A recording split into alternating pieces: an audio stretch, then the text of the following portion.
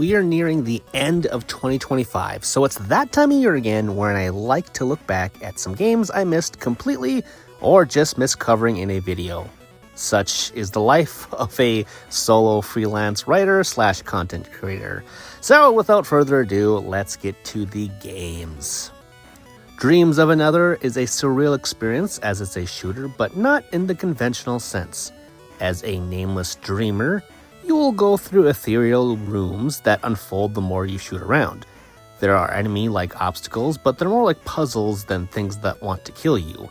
It is playable in VR and PS5, but I experienced it purely as an ordinary third-person shooter. I can't say it's fun, but I can't say it wasn't interesting either. It's one of those games that would be great if it were cheaper, so keep this one on the wish list if you enjoy weird games. Earthion surprised the heck out of me because I'm not a shoot-'em-up fanatic. Stylistically, this looks like a modern port of an arcade classic, but it's actually a brand new game. Levels are simple to follow, scroll from left to right, shooting enemy mechs and ships while gobbling up power-ups. Thanks to the life system and difficulty levels, it's more accessible than most shmup games, and the music is absolutely excellent. There's not much else to say as it's short and sweet, so just get to playing and have a little nostalgic blast. Katanaut is a space ninja samurai roguelike. You're caught in the middle of an outbreak which turns most of the population into mutant aliens. You can slash enemies with a katana or shoot them into piles of red goo. You gain weapons and power-ups on runs and unlock new upgrades upon death, typical of most roguelikes.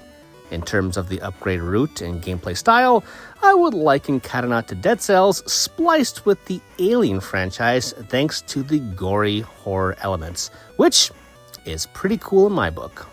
Lost in Fantaland is a tactical roguelike that uses cards.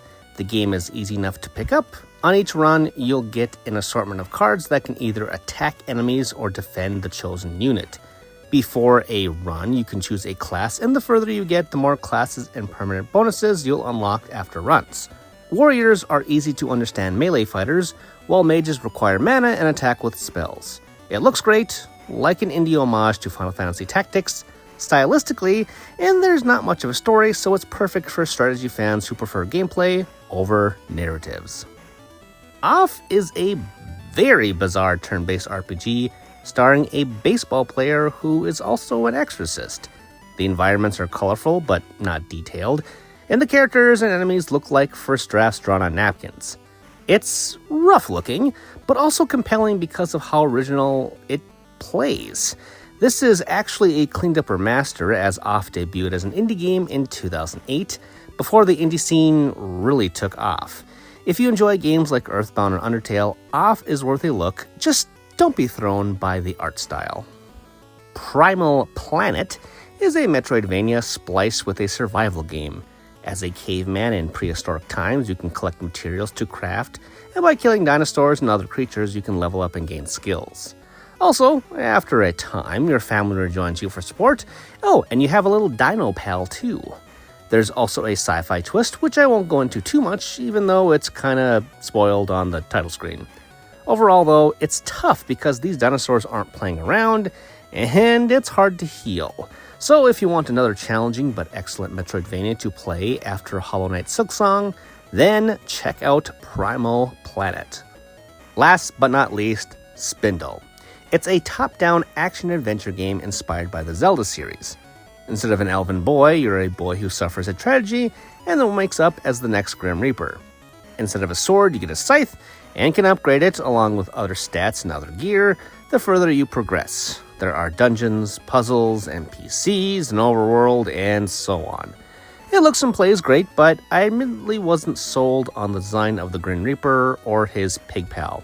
Something just felt off to me. It's not my favorite Zelda-like experience, but it is a solid one if you are craving an old-school game, like, let's say, A Link to the Past. And that's it for part 1. Join me later for the second part as I continue to try and wrap up the best and forgotten of 2025.